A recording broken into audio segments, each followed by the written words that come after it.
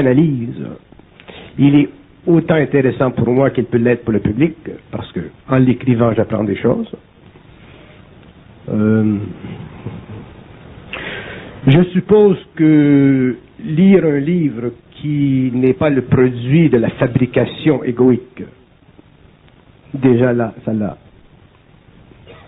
un côté intéressant.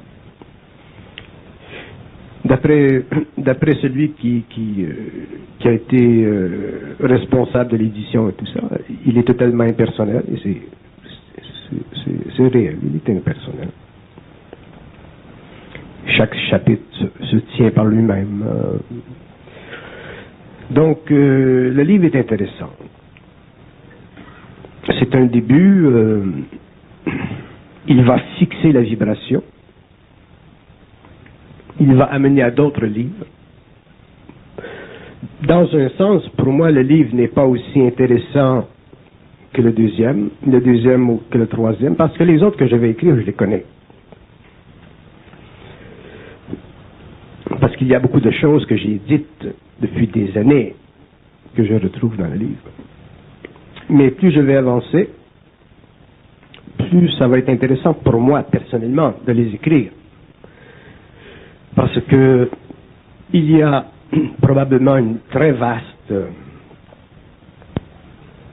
quantité d'idées et de mots, de concepts qui doivent être véhiculés, canalisés sur le plan matériel. Concepts qui n'ont pas encore été amenés à la surface de la conscience humaine. Donc à ma surface aussi. Vous savez qu'un livre, c'est comme un ambassadeur, hein, c'est un précurseur, il vous précède dans le monde. Est-ce que vous envisagez par la suite d'aller faire des conférences sur le plan international? Est-ce que c'est la raison pour laquelle les prochaines conférences sont espacées de 3 mois en 3 mois? Non. Non. Je ne suis pas intéressé à donner des conférences. Je suis intéressé à parler au Québec, à faire ce que je fais au Québec. Et le livre et tout ça, ça va se propulser par soi-même. Je ne peux pas aller tout partout donner des conférences parce que je veux vivre, moi. Je veux relaxer, je veux me reposer, je veux... Dans le domaine où je suis... Donc vous n'irez pas à la montagne, c'est la montagne qui va venir à vous. Façon de parler dans le sens que si vous n'allez pas vers le monde, vous estimez que le monde va venir vous rencontrer? Je n'ai pas d'objection à communiquer ou à parler avec des intérêts, mais je vais choisir. Je ne vais pas accepter des interviews à gauche et à droite simplement pour faire des interviews. Parce que le livre est censé posséder en lui-même sa propre puissance, sa propre dynamique, donc je n'ai rien à faire. C'est le livre qui se fait, c'est le livre qui va se propager ou les idées qui sont dedans. S'il y a des gens de différents pays qui sont suffisamment sensibles,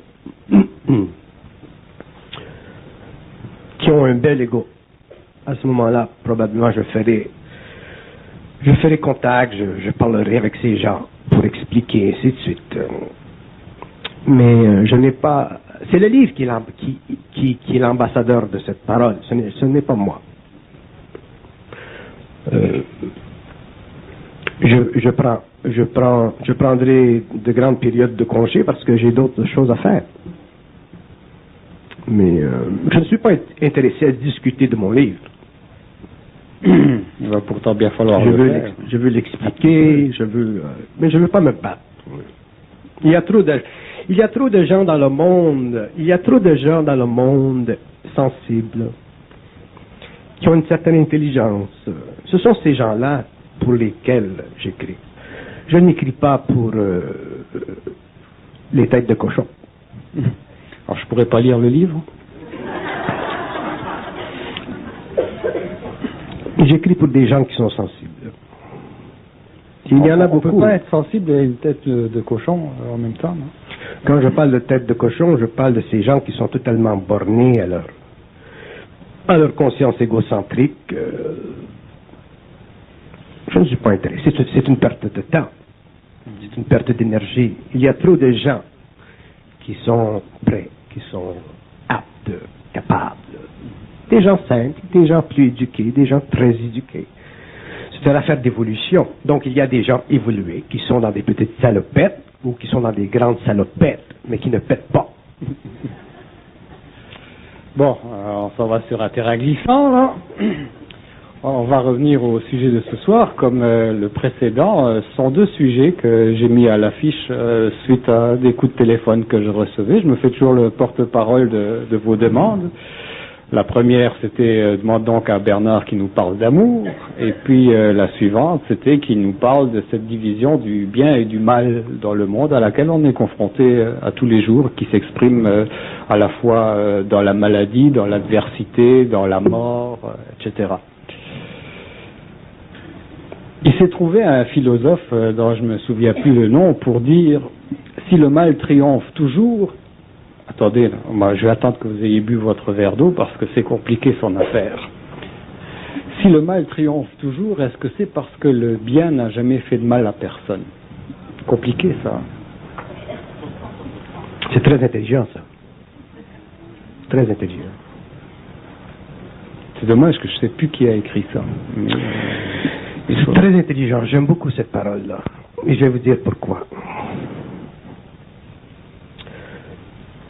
Le problème avec les gens de bien, les gens bien, les bonnes gens, c'est qu'ils ont trop d'énergie positive. Comme les gens de mal ont trop d'énergie négative. Mais ce sont toujours les gens de bien qui souffrent des gens de mal. Et les gens de bien doivent devenir intelligents. C'est-à-dire, ils doivent apprendre à utiliser à la fois l'énergie positive et l'énergie négative. Tu ne peux pas utiliser simplement une énergie, tu es débalancé. Les orientaux ont raison quand ils parlent de l'équilibre du yin et du yang. Donc, un homme de bien, un homme qui a beaucoup d'énergie positive, il a un problème. C'est qu'il n'est jamais suffisamment intelligent. Il a trop d'énergie de cœur, de connaissance du cœur, comme vous dites, de sagesse. Il n'a jamais suffisamment d'intelligence pour pouvoir faire l'équilibre entre l'énergie positive et l'énergie négative. Donc, c'est toujours lui qui paie le prix. Vous regardez dans le monde les gens qui sont bien, les gens qui sont gentils, les gens qui sont bons, les gens qui sont spirituels, ils sont toujours dans la merde. Vous regardez les gens qui sont pas gentils, les gens qui sont mauvais, les gens qui ont de mauvaises vibrations, ce sont eux qui se promènent, ce sont eux qui vivent, qui ont les business, qui ont la grosse bagnole, qui ont le frigidaire plein de nourriture. Donc, il y a des gens qui se découragent, des gens de bien qui se découragent et qui se disent « Ah, mais bon, on va foutre ça en l'air et on va devenir des gens de mal pour pouvoir nous aussi avoir un frigidaire plein. » Et ça, ce n'est pas une solution. Ça, c'est du découragement, c'est de la réaction, c'est de l'impuissance, c'est de la connivence avec l'impuissance. Donc, ça mène à un mal.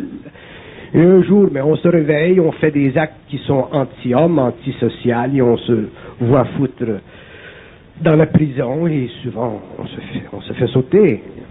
Donc, il ne s'agit pas pour l'homme de bien de devenir un homme de mal. Il s'agit pour l'homme de bien de développer une intelligence suffisamment forte, suffisamment créative pour pouvoir mettre le mal en échec. Moi, je me considère un homme conscient, un homme intelligent, mais je ne me considère pas un homme de bien. Si on me pile sur les pieds ou si on me fait, entre parenthèses, du mal, il est évident que je vais vibrer mon énergie. Que ce soit au niveau de la magie noire ou que ce soit au niveau de n'importe quoi. Parce que je ne vis pas la polarité du bien et du mal. Le problème avec les gens de bien, c'est qu'ils sont tellement enracinés dans des attitudes spirituelles. Ils sont tellement conformes à des préceptes moraux qu'avec les siècles, qu'avec leur expérience, ils s'aperçoivent que le précepte moral ne s'applique dans une dans une forme bien encadrée à l'intérieur d'un monde qu'ils peuvent se composer. Par exemple, un prêtre qui vit dans son monastère ou un mystique qui vit dans un monastère, ils vivent le bien. Ça, il n'y a pas de problème. Mais lorsque l'homme de bien entre dans le monde, vit dans le monde, et expérience tous les côtés empoisonnants de l'expérience humaine, s'il ne sait pas se protéger alors qu'il est un homme de bien, à ce moment-là, il devient un homme de foin. Il se fait manger la laine sur le dos. Il se fait manger la laine sur le dos, éventuellement il se décourage, et éventuellement il peut être amené à la folie, il peut être amené à la rage, il peut être amené à faire des choses qu'il n'aurait pas fait s'il avait été dans des conditions plus propres. Donc l'homme a besoin d'être intelligent. Vous me demandez qu'est-ce que c'est cette intelligence, cette nouvelle intelligence que l'homme a. C'est une intelligence qui n'est pas partagée entre le bien et le mal. C'est une intelligence qui est créative. Un homme intelligent est conscient du bien, comme il est conscient du mal, mais il n'est pas prisonnier de l'un ou de l'autre. On regarde dans le monde des choses qui se passent au niveau du bien. Je ne parle pas du mal parce qu'on est très conscient du mal, c'est évident. Mais on regarde dans le monde des choses qui se font au niveau du bien. On regarde par exemple le président Carter, le président américain qui vient à la tête d'une grande nation et qui traite avec des soviétiques. C'est un homme spirituel, c'est un homme qui a vécu une vie suffisamment paisible, un homme qui fait partie du Bible Belt. Et il s'est fait totalement enculer par les Russes. Pourquoi? Parce que c'est un homme de bien qui a l'impression qu'avec son bon esprit, les chefs soviétiques, le Politburo va agir en conséquence. Ça ne fonctionne pas comme ça. Le mal est majoritaire. Le mal est majoritaire parce que le mal bénéficie d'une intelligence qui a pour suite, pour conséquence, la domination. Alors que l'intelligence du bien a pour suite la paix. Donc le mal, sa conséquence créative, évolutive, c'est la domination, le bien c'est pour la paix. Donc nous vivons constamment prisonniers de la domination et de la paix. Et pour qu'un homme en arrive finalement à se libérer de la polarité, et je vais vous dire une chose, si, en tout cas en ce qui concerne ce que je sais, ce que j'explique, ce que j'ai expliqué, ce que je vais expliquer, la polarité de la conscience humaine sur notre planète, la polarité du bien et du mal, qui fut la première expérience de l'homme sur le plan de l'âme, un jour, elle doit sauter. Les hommes qui seront pris indéfiniment dans cette polarité du bien et du mal ne pourront jamais en arriver à avoir une conscience intégrale. Pourquoi? Parce que l'esprit, la lumière, est au-dessus du bien et du mal. Le bien et le mal fait partie ou font partie de l'expérience de l'âme. Ils ne font pas partie de l'expérience de l'esprit. Et comme l'expérience de l'âme est involutive, elle fait partie du raccord entre le monde de la mort et le plan matériel, l'ego qui est prisonnier du bien et du mal, et qui ne connaît pas et qui ne réalise pas qu'un jour il doit être au-delà ou au-dessus du bien et du mal, c'est-à-dire totalement créatif dans son intelligence, il est assujetti à sa conscience et au statut évolutif de son âme. C'est-à-dire que s'il est mauvais, s'il a une mauvaise âme, il sera régi par les lois du mal. S'il a une bonne âme, il sera régi par les lois du bien. Mais dans les deux cas, il vivra de l'expérience de l'âme. Donc, nous avons sur la terre des hommes, des races, des gouvernements qui, dans un rôle, dominent et dans un rôle, cherchent la paix. Et la paix ne peut pas naître de la domination, et la domination ne peut pas donner à la paix sa vertu. Parce que ce sont deux aspects opposés du monde de l'âme. La paix et la domination fait partie de l'inconscience de l'ego à travers la manipulation de l'âme. Là, vous allez dire, mais oui, mais nous avons besoin sur la terre de la paix. La paix que l'homme aura sur cette planète, la paix réelle, elle ne sera pas amenée à l'homme ou donnée à l'homme à l'intérieur des polarités actuelles. Au XXIe siècle, le contact entre l'homme et des intelligences qui viendront d'ailleurs créera un choc sur cette planète qui amènera forcément la paix. Pourquoi? Parce que finalement, les forces qui auront dominé ne pourront plus dominer.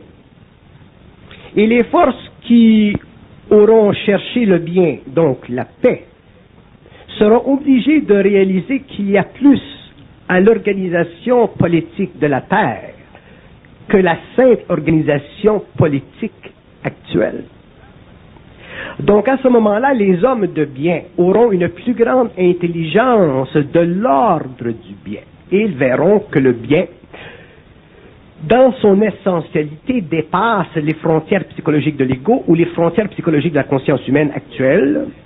Donc que le bien cosmique, le grand bien, d'où la grande paix, ne peut venir que d'ailleurs, c'est-à-dire ne peut venir que de mondes ou de plans ou d'intelligences qui, de par leur puissance évolutive et leur statut universel, peuvent imposer à l'homme un nouvel ordre de choses, de sorte que les forces du mal et les forces du bien seront forcées de reconnaître qu'il y a, au-delà de l'humanité actuelle, d'autres gouvernements, d'autres humanités, d'autres intelligences, d'autres sciences.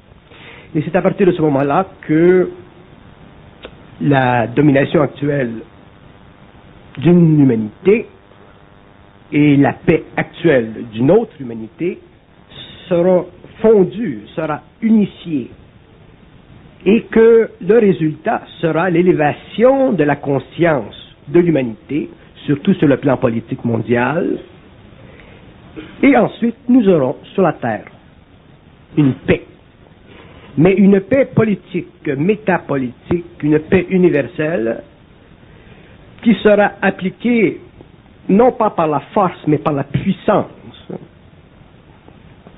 Donc en attendant, si nous parlons de paix, si nous parlons de bien, si nous parlons de mal, ça fait partie de l'expérience de l'âme.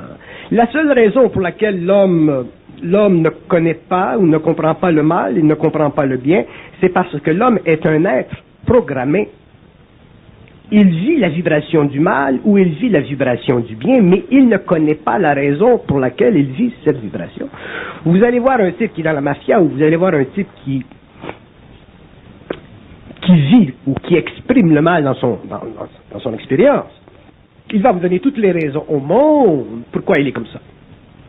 Oh, mes pères étaient comme ça, mes parents étaient comme ça, j'ai vécu une pauvre vie, il faut que je me débatte, donc, boum.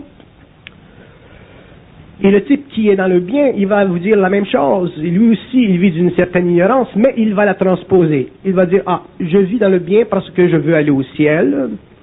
Je vis dans le bien parce que ça fait partie des commandements de Dieu. Je vis dans le bien, papa. Donc, les deux ont une raison qui est valable subjectivement, mais qui n'a aucune réalité objective. Donc, les gens qui sont dans le mal font autant partie de l'expérience de l'humanité, et leur expérience est tout aussi nécessaire à l'évolution de l'humanité que les hommes qui vivent dans le bien. Autrement dit, Hitler, qui est venu sur cette planète, qui a déchaîné le feu sur cette planète, a fait ce qu'il devait faire pour l'expérience karmique de cette planète. Sœur Teresa, ou les grands mystiques qui sont venus sur cette planète, ont fait pour cette planète des œuvres qui correspondent aussi à l'évolution spirituelle de cette planète.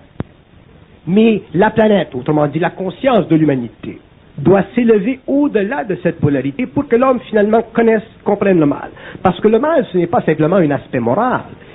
Nous pouvons très très facilement voir, par exemple, si nous regardons la science d'aujourd'hui, que la science d'aujourd'hui, dans ses implications cosmiques occultes, est sous-tendue, elle est maintenue au pouvoir par les forces alimaniennes. Elle est vectrice du mal. Elle est vectrice du mal. Non pas que les individus ou les scientifiques qui travaillent dans la science, le médecin, le docteur, le type qui travaille dans le laboratoire, non. Il y a un amour pour leur science. Ils ont un amour pour leur science. Mais les conséquences la dynamique de la science, la relation entre la science, la politique et la finance, tout ceci, une fois que le produit sort du laboratoire, c'est là que la science devient dangereuse. Ce n'est pas dans le labo. Ce n'est pas le type qui fait une découverte purement scientifique dans le labo qui est dangereux. Ce sont les conséquences. Pourquoi? Parce que la science n'agit pas seule, elle ne se véhicule pas seule sur notre planète, elle se véhicule à travers des mécanismes tels la politique, tels l'économie. C'est là que la science devient dangereuse. Et au niveau du bien, nous avons la même situation. Nous avons par exemple des individus. Bon, je regardais à la télé il y a quelques semaines, vous avez des gens qui sont infirmes. Donc ils partent des États-Unis, ils partent d'un peu partout, ils viennent à Montréal, il y avait quoi, un congrès ou quelque chose, et on veut que la société fasse, si j'ai bien compris le problème, que la société fasse des autobus pour que nous puissions, gens infirmes, entrer là-dedans. Vous vous imaginez avec toute la population, tout le trafic de 5 heures, ainsi de suite, que le type soit obligé d'attendre, peser sur une piton pour que un machin descende, embarque quelqu'un qui est infirme, que lui rentre dedans. C'est un désordre. C'est du désordre. Que l'on pense d'autres façons pour amener ces gens infirmes à bénéficier socialement d'un moyen de transport qui pourrait leur rendre la vie plus facile, oui. Mais de là à amener le bien, à s'exposer au mal, de là à amener le bien à ne plus être intelligent, de là à amener le bien à perdre sa vertu sociale, c'est-à-dire à perdre éventuellement à long terme l'ordre qui est semblé donner, ce n'est pas intelligent. Et c'est pourquoi je remarque que dans tous les mouvements de ce que j'appelle la social-démocratie ou de la socialisation de la démocratie, il y a beaucoup de bien qui, à long terme, devient mal. Nous pouvons regarder, par exemple, le phénomène des unions. Les phénomènes des unions, les unions ont été extrêmement nécessaires, surtout après la révolution industrielle. Mais les unions, si elles n'ont pas appris à réellement s'intégrer avec le capital, à travailler avec le capital, à protéger le capital, à ce moment-là, les unions défavorisent l'autonomie économique d'une nation. Et la première chose que nous savons, c'est que nous sommes défavorisés par rapport à d'autres peuples où l'unionisme n'est pas aussi puissant au niveau politique. Nous parlons des unions dans le monde occidental. Les unions dans le monde occidental naissent du marxisme socialiste. Et nous regardons ce qui se passe dans les pays socialistes et nous voyons que l'État a un certain contrôle sur les unions. Regardez ce qui se passe avec Valesa. Donc les unions ne peuvent pas faire ce qu'elles veulent. Il faut qu'il y ait un ordre entre les unions, un équilibre entre les unions et le patronat. Donc le bien devient avec le temps un mal. Il fut au début un bien parce qu'il y avait beaucoup d'abus contre les travailleurs et avec le temps, 1980, 85, 88, il devient un mal. Pourquoi? Parce que il est difficile, une fois que l'homme a le pouvoir, de le laisser aller ou de le réajuster, de le rendre intelligent. Regardez ce qui s'est passé avec le Bel Canada. Donc, il faut qu'il y ait dans un pays ou dans des nations des hommes qui puissent présider avec autonomie à l'élocution d'un principe social, d'un bien ou d'un mal. Reagan l'a fait avec les gens qui ont voulu empêcher que les avions atterrissent aux États-Unis, les tours de contrôle. Tu ne peux pas mettre tout un pays en otage parce que des unionismes ou une union décide de laisser tomber ça. Stratégiquement, ça ne se fait pas, militairement. Donc, il les a foutus dehors, il les a remplacés par le National Guard. Et il a été applaudi dans le monde entier. Donc, ce que nous devons comprendre, autrement dit, si on prend Reagan comme exemple, il a amené le bien à être intelligent ou à empêcher que le bien devienne mal. Autrement dit, il a, par vertu de sa présidence, il a fait comme la synthèse du bien et du mal. Il a établi que ça fonctionne comme ça aux États-Unis. C'est vrai qu'il est beaucoup plus facile de céder au mal, à la haine, que d'inventer l'amour ou la paix. D'ailleurs, on regarde dans tous les pays, il y a un ministère de la Défense, il n'existe pas nulle part un ministère de la paix. Non. C'est incroyable. Oui.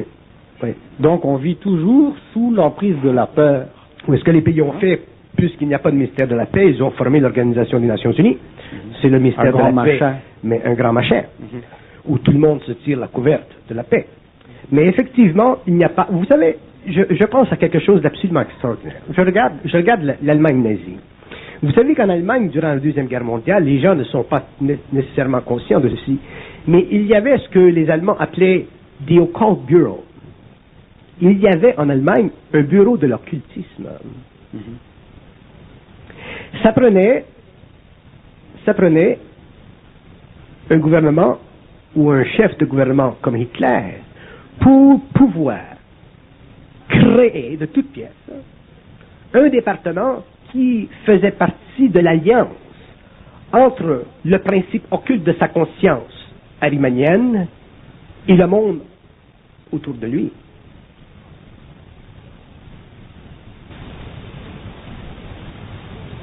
Hommes qui vivons dans la démocratie, qui vivons dans la polarité du bien et du mal, qui ne vivons pas dans la splendeur du mal, comme le mouvement nazi faisait, ou dans la splendeur du bien, comme peut-être le Vatican le fait.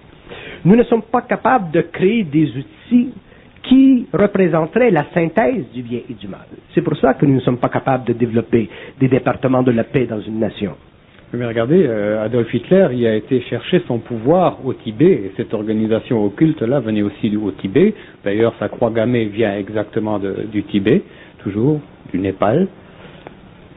Et une fois que cette organisation a été mise en place, il a perdu, lui, le contrôle de ces forces-là. Elles se sont déchaînées à travers lui. Oui, parce que ces forces-là... Évidemment, au départ, il avait l'intention de dominer, de régner, etc. Oui, il avait de bonnes intentions, mais il faut toujours savoir avec qui on travaille. C'est évident qu'un homme qui va s'allier magiquement avec les forces du mal ou avec les forces de la Garta, c'est évident qu'éventuellement il va se faire baiser. Mais un homme qui se lie magiquement avec les forces du bien ou les forces spirituelles, aussi il va se faire baiser. Autrement dit... Il n'y en a pas qui sont revenus pour nous le dire, en tout cas. Oui, mais il y en a beaucoup qui aujourd'hui, par expérience, le prouvent. Autrement dit, sur le globe, les hommes qui travaillent avec les forces du mal ou les hommes qui travaillent avec les forces du bien... C'est un choix. C'est un choix, mais c'est un choix qui fait partie de la programmation de l'âme. Autrement dit, l'homme qui travaille avec une force ou qui travaille avec une autre, il vit par expérience. Et un jour, il doit dépasser, il doit avoir l'intelligence de la force avec laquelle il travaille. Et je peux vous assurer que moi, quand j'ai vécu ma fusion en 69, moi je suis né chrétien, je suppose que j'étais bonhomme, et que j'étais plutôt dans l'orientation du bien que du mal.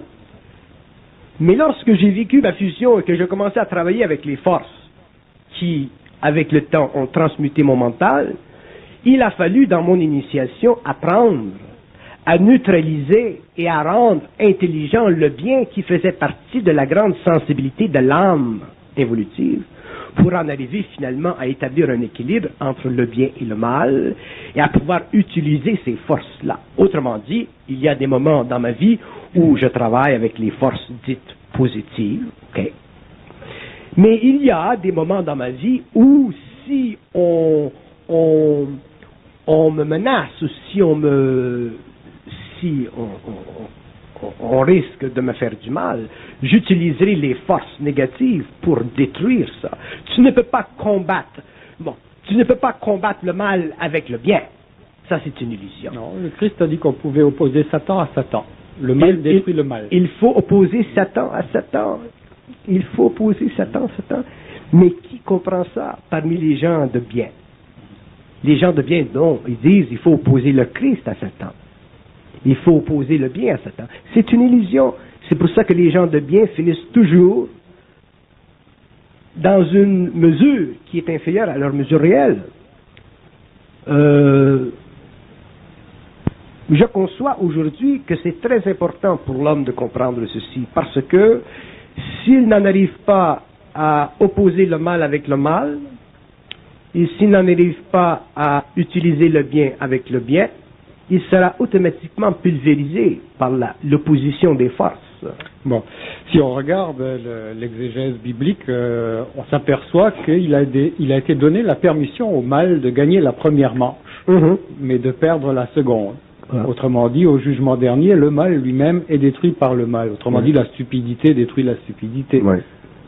Maintenant, je voudrais revenir sur un principe qui est celui de l'association, le principe associatif du bien et du mal, cette espèce de synthèse qui est pro-orientale, extrême-orientale. Est-ce qu'il n'y a pas un danger à associer le bien et le mal dans une double polarité yin et yang réconciliée? Est-ce qu'il n'y a pas un danger à ce niveau-là de perdre le discernement entre le vrai et le faux? Parce que si on associe le bien au mal, on perd ce discernement-là entre le vrai et le faux.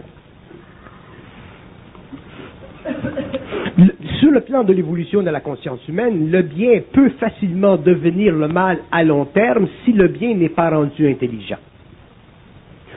Par exemple, on peut très facilement voir qu'au cours de l'évolution,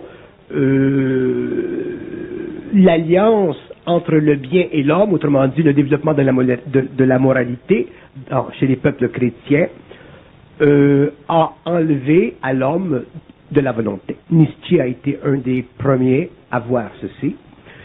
Et effectivement, parce que si l'homme vit le bien ou véhicule le bien sans intelligence, mais simplement parce qu'il a des sentiments de bien, il perd de vue l'autonomie créative de son mental, donc il perd contact avec sa puissance, donc automatiquement il devient assujetti c'est vrai. à son bien, donc il devient victime du mal qui entoure. C'est vrai, mais dans le principe judéo-chrétien, l'homme fait la volonté du Père, non pas la sienne.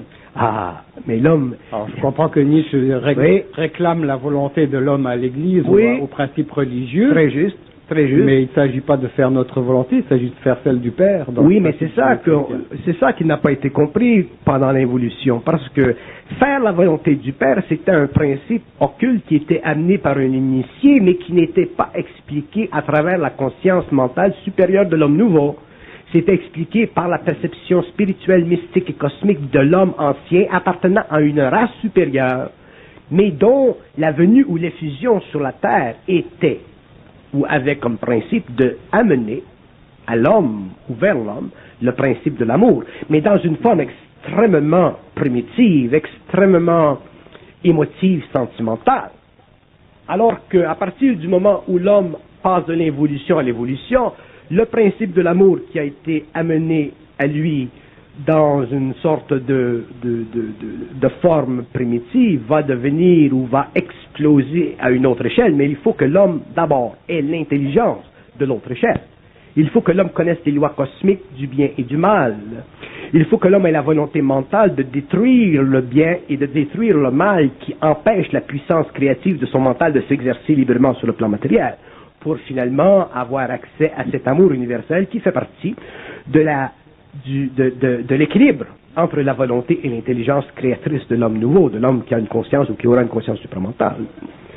Si l'homme n'est pas capable de sortir de la polarité du bien et du mal, autrement dit, s'il demeure involutif, il demeure piégé par les vertus du bien et automatiquement il devient victime par les conséquences de ce manque d'intelligence dans le bien qui devient l'opportunité du mal. Mais cette situation-là sur la Terre où le mal a la primauté, c'est pas une situation qui doit être répandue dans l'univers, c'est une particularité de la Terre. Oui, c'est une situation locale. Bon. C'est une situation locale, au niveau grossier où nous le vivons, ben, il ne faut pas oublier que dans l'univers, le mal continue. Il y a, par exemple, sur les plans astraux, sur les plans inférieurs de l'astral, des forces du mal qui existent. Il y a, sur les plans c'est le désordre, le mal, ou le principe d'entropie des scientifiques, c'est ce désordre-là, cette dégradation. Oui, mais quand c'est au niveau psychique, ça devient une forme d'intelligence. Qui désorganise et qui empêche l'évolution, c'est-à-dire la synthèse, c'est-à-dire l'harmonie. Mais si nous perdons de vue, c'est pour ça que le concept de l'astral, je suis obligé maintenant de l'amener dans le public, pour faire réaliser à l'homme que le plan astral, c'est un plan de conscience à l'intérieur duquel, autrement dit, c'est un monde, à l'intérieur duquel existent, évoluent, travaillent des intelligences décorporelles, décorporalisées. Ces intelligences travaillent avec l'homme. Pendant l'évolution, elles ont manipulé l'homme intuitivement. Sur le plan spirituel de ce monde, l'homme a vécu la sagesse du cœur. Sur le plan rationnel, l'homme vit le contact avec les forces arimaniennes. Mais sur le plan de l'intelligence humaine en évolution, il faut qu'il y ait une prise de conscience de ce plan comme étant objectivement réel et comme servant de tableau de fond à la mise en action sur la terre de différents actes, bien ou mal, qui font partie de l'expérience de l'âme, donc qui font partie du karma spirituel de l'humanité. L'homme doit se libérer de ceci. Il doit devenir totalement libre, totalement affranchi de cette polarité.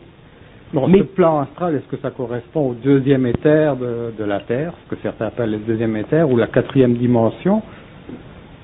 Le plan astral correspond au monde de la mort. Le monde de la mort correspond au monde de l'âme. Le monde de l'âme correspond au monde d'une lumière qui n'existe pas. Et comment le monde de l'âme, ou l'âme, peut-elle faire partie du monde de la mort, puisque c'est un principe d'animation de vie? Parce que l'âme a perdu sa conscience. L'âme a cessé d'évoluer à partir du moment où le contact entre elle et l'esprit a été brisé. C'est ce que vous appelez dans les textes ésotériques ou dans la Bible la rupture. La rupture. Une fois que la rupture a été faite, et quand je parle de rupture, c'est une rupture vibratoire, c'est une rupture objective au niveau de la communication. Un homme qui n'est pas conscient ne peut pas communiquer avec sa source. Il vit par rapport à l'âme, il vit par rapport à la mémoire, mais il n'a pas de faculté télépathique. Il ne peut pas parler à son double comme on parle à un homme, donc il n'a pas contact avec ces plans, ce plan mental qui fait partie des mondes de l'intelligence créatrice à toutes les échelles de l'universel. Il a simplement contact par sensibilité, par vibration avec le monde de la mort, donc avec le monde de la mémoire. J'avais un type dans un séminaire il y a quelques jours, je ne me rappelle plus comment c'est arrivé ceci, mais je lui ai dit, qu'est-ce que c'est votre problème? Il me dit, je vis des palpitations. Et je lui ai demandé, j'ai dit, est-ce que vous pouvez vous imaginer, réaliser que dans une vie antérieure, vous avez transpercé d'une lame le cœur d'une personne? Donc, quand je lui ai dit ça, il l'a vu. Et après avoir vécu cette expérience, maintenant il n'a plus de palpitation. Parce qu'il a neutralisé la mémoire subconsciente de son passé.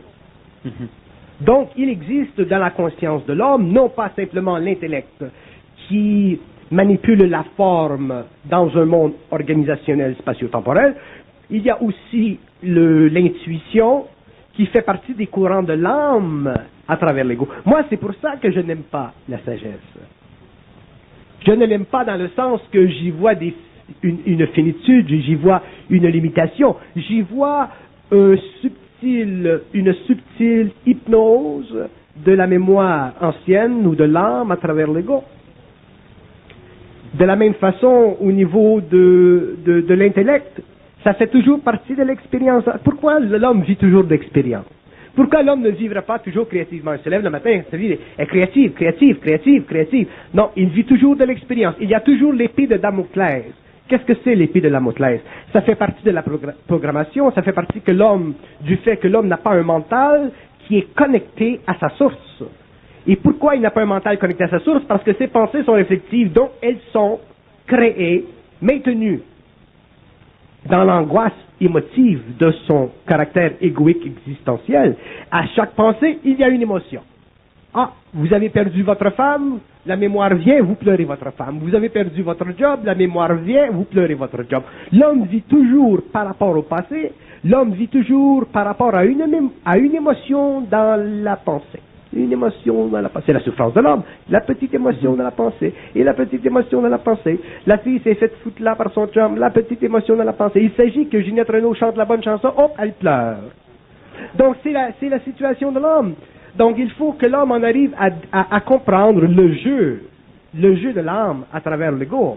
Donc en comprenant ce jeu-là, en comprenant que l'âme, elle vit toujours, elle utilise toujours l'émotion dans le mental, parce que l'âme utilise cette émotion dans le mental pour perfectionner son rapport avec l'homme, c'est-à-dire perfectionner son intuition, perfectionner son intellect, donc perfectionner son ignorance. L'âme perfectionne l'ignorance, et aujourd'hui, à la fin du XXe siècle, l'âme a tellement perfectionné l'ignorance de l'homme que l'homme est parfaitement ignorant. Il a perdu son âme. Il n'a pas perdu son âme, il a perdu son intelligence et il a gagné son âme. Il vit de son âme, il est toujours dans de l'âme. On a tellement parlé, les chrétiens, les peuples ont tellement parlé de l'âme, les Égyptiens ont parlé du camp, on parle de l'âme et de l'âme et de l'âme et de l'âme. De l'âme, c'est de la merde. Et on a fait de l'âme une chose, une entité, une prothèse mentale. Il n'y a rien de plus dégueulasse que de l'âme. Pour que l'âme devienne utile à l'homme, il faut qu'elle devienne nucléarisée, c'est-à-dire que tout le périsprit autour d'elle, toute la mémoire, les anciennes vies, soit éliminé. Mais pour que ceci soit éliminé, il faut que l'homme soit suffisamment intelligent pour ne pas se laisser prendre dans le jeu de la mémoire, dans le jeu de l'émotion face au mental. L'homme pense que c'est difficile d'être conscient. C'est souffrant d'être conscient. Mais ce n'est pas difficile, c'est la chose la plus simple au monde. Mais c'est souffrant. D'accord. Pourquoi c'est souffrant? Parce que l'ego ne veut pas. La femme qui vient de perdre son ami il y a 2 semaines, elle veut goûter un peu de la langue, de l'émotion sur ses joues perdues. Elle veut goûter. Ah, l'image passe, ils chantent, ils dansent ensemble, les larmes. Ginette Renaud, elle chante sa chanson, elle pleure. Elle est bien dans cette... Nous sommes jusqu'à un certain point masochistes. Tu dis à la fille, il faut que tu te coupes de ton bonhomme. Ah, ben non, parce qu'elle vit de l'imagination, elle le voit, il s'embrasse, elle doit même le sentir. Alors, le mal se perpétue, c'est-à-dire la souffrance se perpétue, jusqu'à ce que la personne comprenne. Et c'est ça l'expérience de l'homme. C'est vrai qu'il y a des répercussions du mal dans le corps physique qu'on appelle la maladie, justement. Et aujourd'hui, il est reconnu quasiment cliniquement, ça s'en vient en tout cas. Il y a de plus en plus de médecins qui rejoignent ces hypothèses qui étaient au départ celles des médecines douces. Exemple, une personne qui a des problèmes avec les reins, c'est une personne qui manque de soutien financier. Une personne qui a un point entre les deux omoplates, c'est une personne qui manque de soutien affectif, qui ne se laisse pas aimer. L'autre accapare, on n'en a pas assez, puis l'autre n'est pas capable d'en donner. Elle ne se laisse pas aimer. Est-ce que ce sont là des maladies de l'âme? Est-ce que c'est l'âme qui est affectée de mal? Ce sont des maladies de l'âme. Des répercussions sur le corps humain. Donc on aurait besoin de médecins de l'âme aujourd'hui, plus, ça viendra, plus que de vendeurs de pilules. Ça viendra. Il y aura des gens, des médecins qui travailleront au niveau du corps matériel, mais aussi au niveau du psychisme, il y aura des médecins qui auront cette sensibilité, mais ça fait partie de l'évolution de la science, ça fait partie de l'évolution de la psychologie. Vous ne pouvez pas vous imaginer que ceci va se faire d'un jour à l'autre, parce que même les médecins aussi doivent évoluer. Lorsque les médecins évolueront, les psychologues, les psychiatres évolueront, la science évoluera, c'est normal. Mais nous ne pouvons pas demander à ces êtres-là de faire plus que ce qu'ils peuvent faire aujourd'hui. Donc ils font de leur mieux. Le médecin il fait de son mieux, le psychiatre il fait de son mieux, le psychologue il fait de son mieux, mais le mieux n'est pas suffisant. Non, il peut faire avec le temps, il y aura autre chose, mais il faut que l'individu évolue. Un individu, un médecin, un psychiatre, un psychologue qui évolue au niveau de cette conscience interne, effectivement, il va voir des choses. Il ne s'agit pas pour lui de jeter l'eau avec le bébé et de dire, ah ben la science cartésienne c'est pas bon, ça c'est de la niaiserie, parce que la science cartésienne, la science objective, la science du labo, elle a une valeur. Mais il y a des hommes qui peuvent bénéficier d'une science un peu plus avancée, un peu plus intuitée, un peu plus créative, un peu plus mentale, un peu plus réelle, un peu plus profonde. Donc, ce type-là, à partir du moment où je lui ai parlé dans la salle, il n'y a plus de palpitations. C'est une belle science, ça. Vous imaginez les années que suggestion très forte. Ça n'a pas d'importance. Si mon médecin me dit que je suis malade, si je l'étais pas, je suis sûr que je vais devenir. Ça n'a pas d'importance, parce que si on dit, bon, admettons qu'on dit, parce que ça c'est le psychologue, mais c'est de la suggestion. Du moment que le gars il est bien, je m'en fous que ce soit de la subjection ou de l'interprétation. Quand vous allez voir, il est bien. Quand vous allez voir un clairvoyant là en consultation, une diseuse de bonne aventure, c'est la même affaire. Vous n'êtes pas, il n'y a pas forcément accès à toutes vos archives de votre programmation, mais il va vous programmer.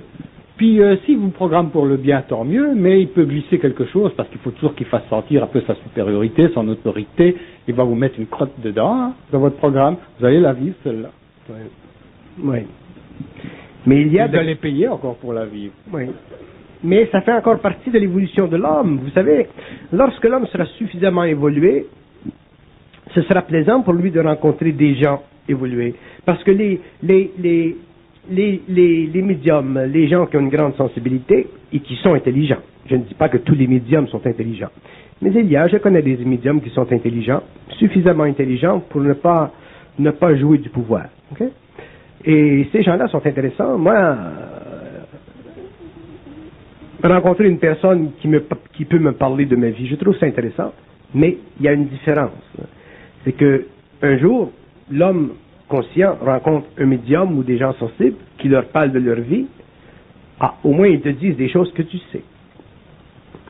Le danger avec les médiums ou les gens qui ont une certaine préscience, c'est de les vivre ou de vivre de ce qu'ils disent sans comprendre. Parce que souvent les médiums ne comprennent pas ce qu'ils disent. Ils intuitent quelque chose, mais c'est à l'homme de comprendre ce que le type veut dire.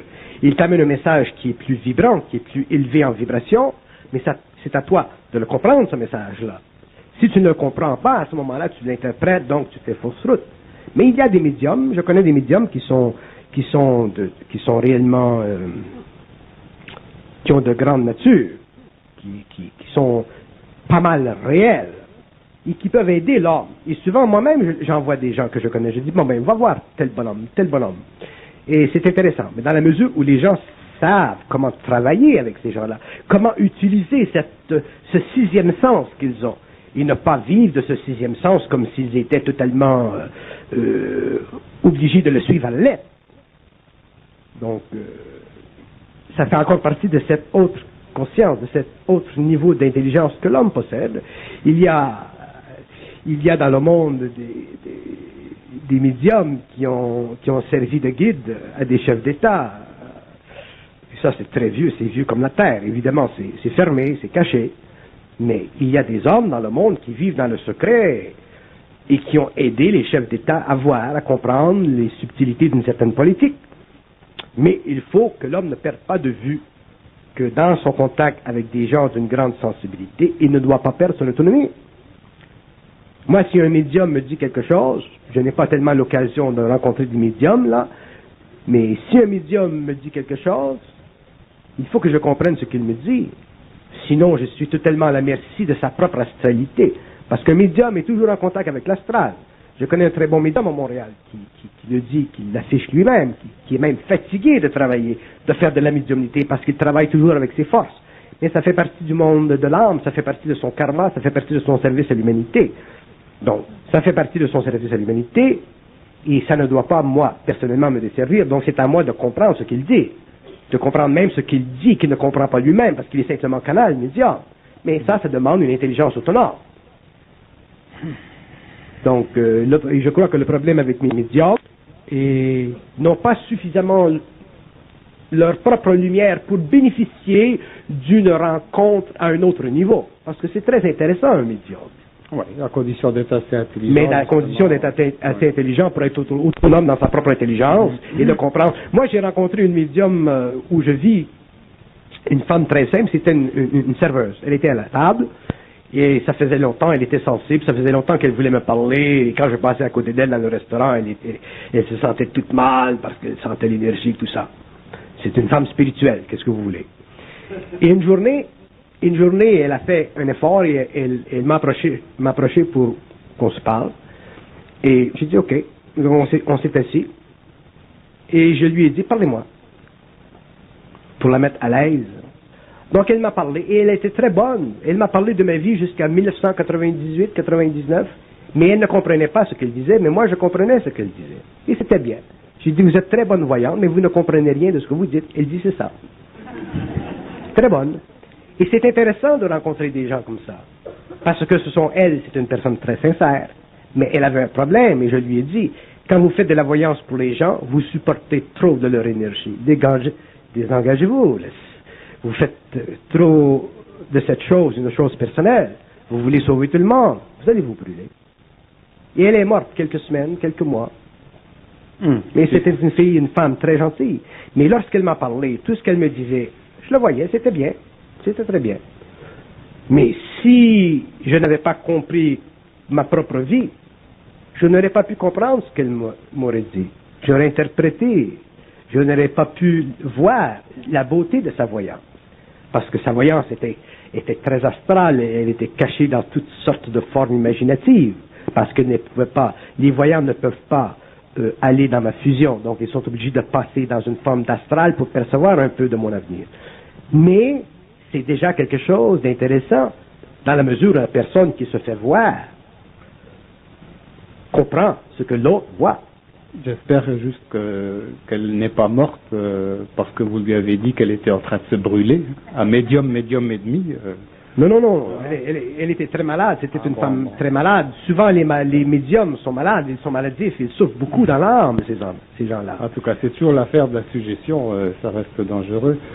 Tant qu'on n'a pas le discernement entre le bien et le mal, moi, ma position, comme je fais partie de la catégorie des niaiseux qui n'ont pas justement cette intelligence-là, je me prémunis constamment et je n'associe pas le bien avec le mal. Je ne fais pas la synthèse. Pour moi, ce ne sont pas deux moitiés de pommes qu'il faut réunir. C'est un citron et une orange.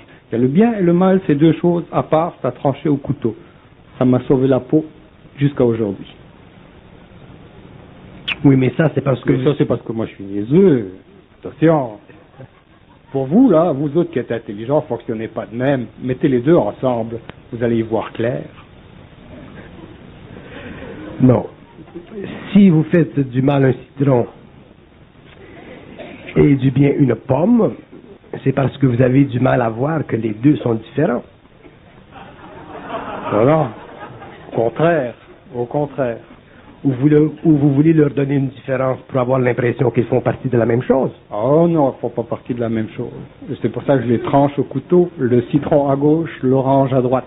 C'est deux affaires, je ne les mets pas ensemble. Bon, à ce moment-là, vous avez une intelligence qui vous permet de voir qu'ils sont à la fois de la même chose et à la fois différents. On va appeler ça de l'instinct. Ah, c'est de l'instinct. De la survie. Donc, de la survie. Donc, la survie, l'instinct, c'est une forme d'intelligence qui peut dépasser le stage de l'âme et qui fait partie peut-être un peu du monde de l'esprit qui n'est pas parfaitement intégré. De façon primaire, oui. Bon, mais déjà, c'était quelque chose de bien. Merci. Autrement dit, c'est un problème personnel. Hein. Il revient à chacun de faire la part des choses là-dedans. Oui, c'est un problème personnel si on ne peut pas traiter avec. Mais si on peut traiter avec, comme vous, il semble que vous avez traité avec, ce n'est plus un problème. C'est déjà un peu une victoire. Vous savez, quand vous êtes à la guerre, l'affaire du bien et du mal, là, quand l'autre est en face de vous avec son fusil, c'est à qui des deux tirera le plus vite. Mais c'est réellement à la guerre que l'homme devient intelligent du bien et du mal. Mais là, vous êtes tous les deux dans la même position. Vous êtes tous les deux dans le mal. Et tous les deux le justifient. Et comme vous le disiez tout à l'heure, on a toujours d'excellentes justifications. On justifie tous notre mal dans la vie. C'est tellement plus commode de s'arranger avec ça. Hein? C'est pas facile à créer de l'amour, à créer du bien autour de soi. C'est la solution de facilité qu'on adopte tous. Pourquoi faire compliqué quand on peut faire facile, hein? Ouais.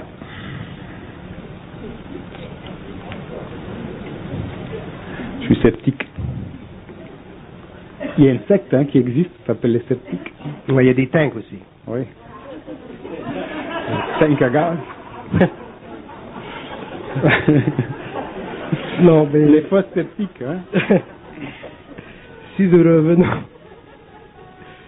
nous revenons au problème du bien et du mal, et que nous sortons de la tank sceptique, à ce moment-là, nous pouvons avoir une bonne compréhension qu'un jour viendra où l'homme comprendra parfaitement l'illusion du mal et l'illusion du bien sur le plan cosmique, mais qu'il comprendra parfaitement aussi la réalité du mal et la réalité du bien sur le plan humain, et que se situera entre les deux pour ne pas être baisé ni par l'un ou par l'autre. Il peut sortir de la fausse sceptique. Voilà. En attendant, les sceptiques seront confondus. Voilà. Merci beaucoup, Bernard.